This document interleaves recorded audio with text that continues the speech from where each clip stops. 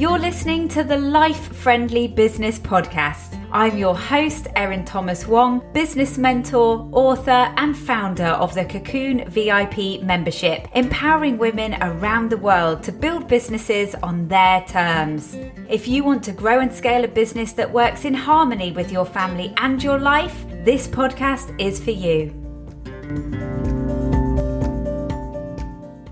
When life throws a curveball at you, how do you react? During the school holidays, we had a bit of a nightmare car situation when my husband and I were headed away for a 2-night child-free break, the first in over 2 years.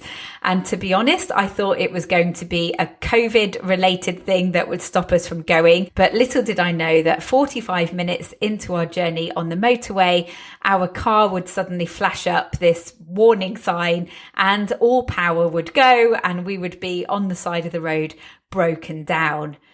While we were there by the side of the road, we were just thinking, thank goodness the kids and the dog were not with us during that time.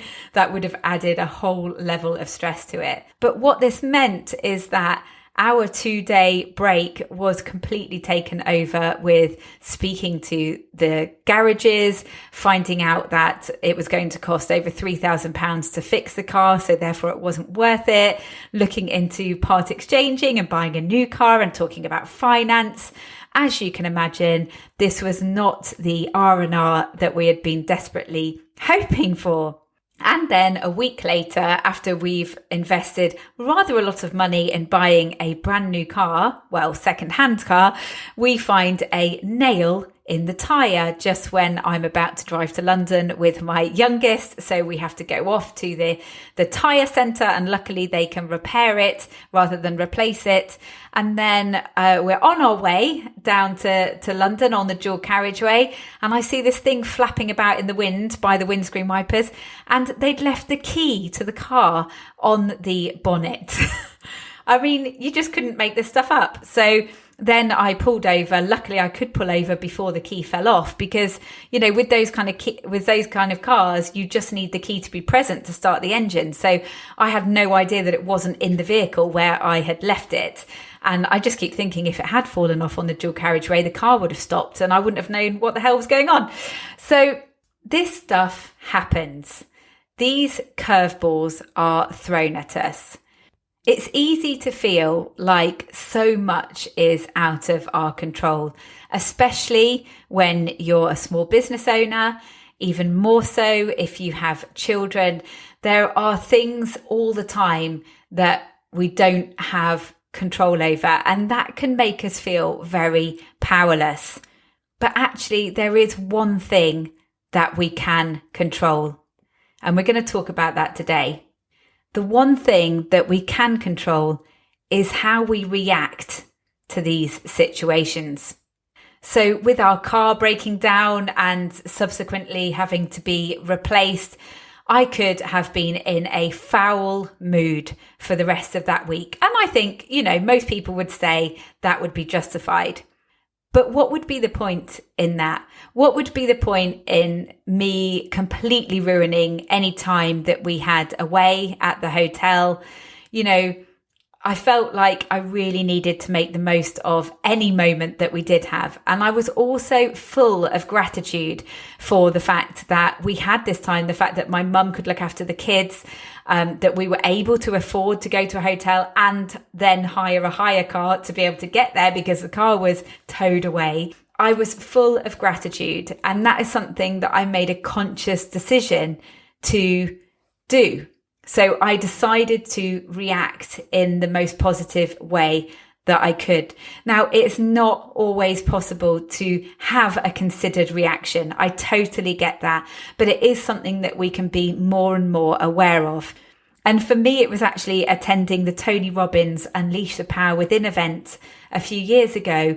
Like, this was one of the most life-changing things that we learned, one of the most empowering things that we learned, that we choose how we react. And the fact is that how we react will have a ripple effect to all the people around us and therefore change the experience for everyone. So this doesn't mean that we're not going to feel those things. Like, of course, we're going to feel anger. We're going to feel disappointment. We're going to feel frustration. We're going to feel irritation. But you don't have to stay in that feeling. And the quote that Tony always uses is, life happens for you, not to you. And I think that, if we just go along life feeling like everything's out of our control, we don't have control over this, not only does it make us very powerless, but it also makes it seem like we are a victim. And we are not a victim. We have things that we can control, and that is how we react.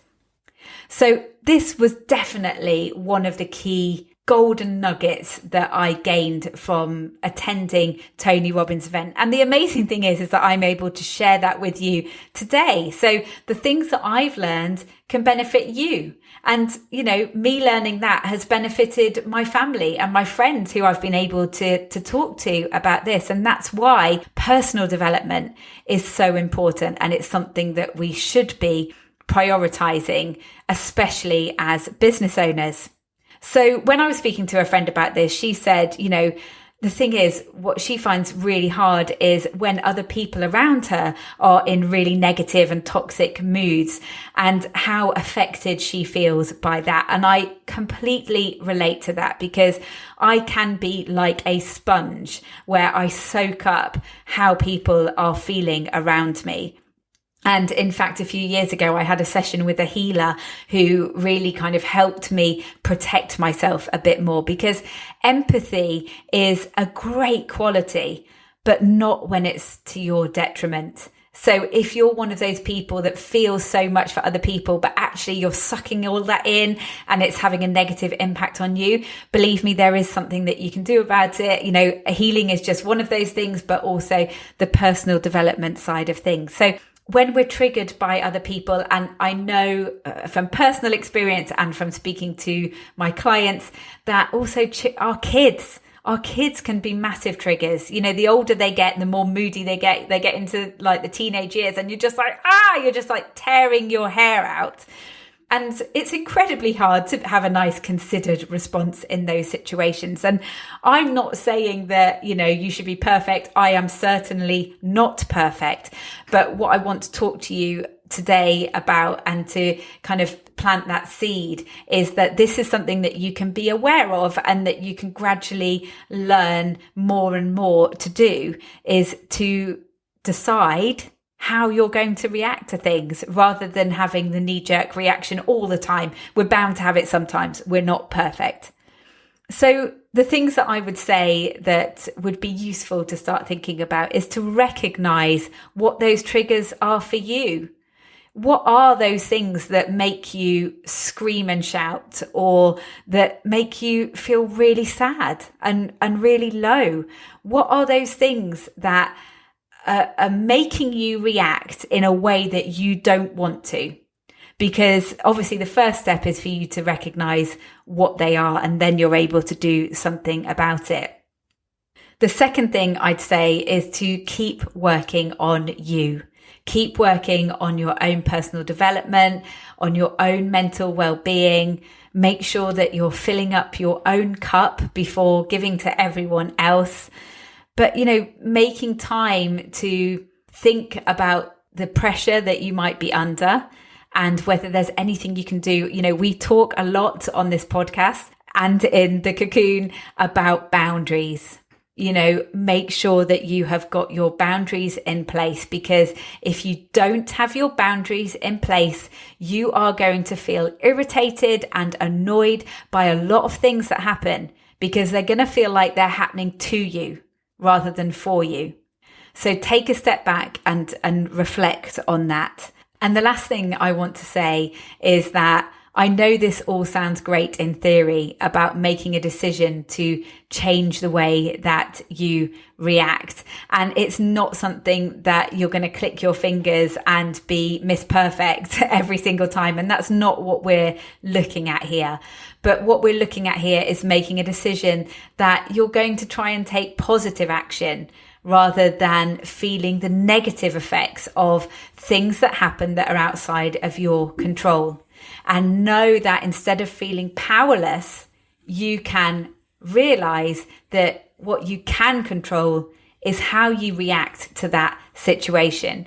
But I want you to give yourself grace. It will not always be easy. It will not always be clear what way you should react.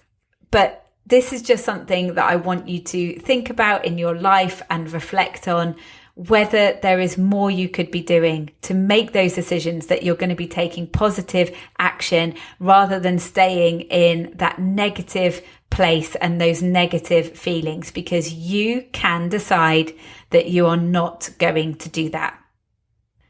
I'd love to hear whether this resonated with you today. Please do reach out at Life Friendly Biz or drop me an email at erin@lifefriendlybusiness.com. I would love to speak to you. Take care. You've been listening to the Life Friendly Business podcast, which is all about carving your own path and doing it at your own pace. But I know that's not easy to do. So to help you decide what a life-friendly business looks like for you and help you to stick to the boundaries and commitments needed to create that, I've created the Life Friendly Business Prescription. Download this free workbook and spend 30 to 60 minutes reflecting on what life-friendly means to you and the changes you may need to make in order to achieve the work-life balance you desire. Once you've made these decisions, you can add them to your own printable life-friendly business prescription that you can put on your wall to remind yourself that you have the power to design your very own life-friendly business. Download yours now at lifefriendlybusiness.com/prescription.